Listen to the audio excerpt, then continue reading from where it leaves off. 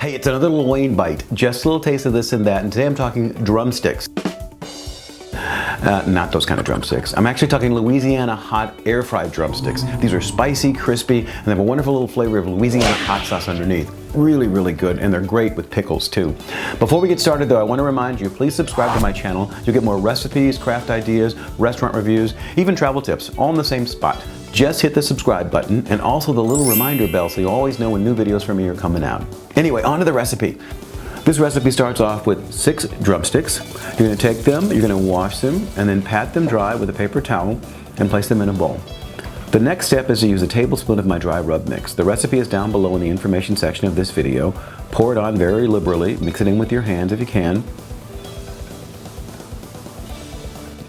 Then put that into a sealable bag and marinate that for 4 hours or overnight if you can. The next step is to set up your breading process. You're going to start with one bowl that has a half a cup of all-purpose flour. In the next bowl you have 1 large egg, 1 tablespoon of Louisiana hot sauce, and 1 teaspoon of cayenne pepper. Whisk that together until it's nice and smooth. Now if your drumsticks are really large, you can actually add in a tablespoon of olive oil as well so you extend the amount of liquid you have to work with. But if the drumsticks are average size, you're pretty good with this the way it is. In the last plate, you're going to have 1 cup of Panko Breadcrumbs. Now you've got all 3 of these right here together, and the process is pretty simple. You will take 1 drumstick, you will roll it in the flour, you will dip it in the egg mixture, make sure you coat all the sides, and then you're going to roll that in the panko mixture and make sure again you're coating all the sides. You're going to set all those out on a rack, and then you're going to let that sit for about 15 minutes. That helps the coating adhere to your chicken better. And the next step is to preheat your air fryer. I actually have a smart air fryer that actually works with Alexa. So Alexa, preheat my air fryer to 380 degrees Fahrenheit. Preheating Kasori Smart Air Fryer to 380 degrees Fahrenheit. How cool is that?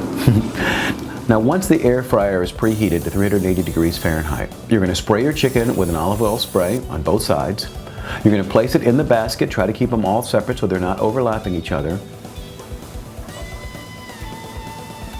And then you're going to air fry for 12 minutes at 380 degrees Fahrenheit. After 12 minutes, you're going to open up your air fryer, you're going to turn all the pieces over, you're going to spray that side, and then you're going to air fry for an additional 10 minutes.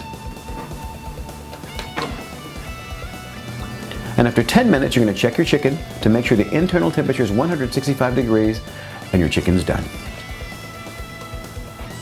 Let it rest for about 10 minutes before you're ready to eat. And then you have this wonderful chicken right here. Look at this. Isn't it great? Listen to this. Oh, it's so good. And I love it with pickles too. And a little more hot sauce if you want. Anyway, the recipe is down below. All the information you need is right there. Let me know what you think of this recipe. Thumbs up, thumbs down. Also leave me your comments and other things you'd like to see. I'd love to be able to make whatever you want to see me make. Anyway, that's it for this time. Thanks for watching. We'll see you next time.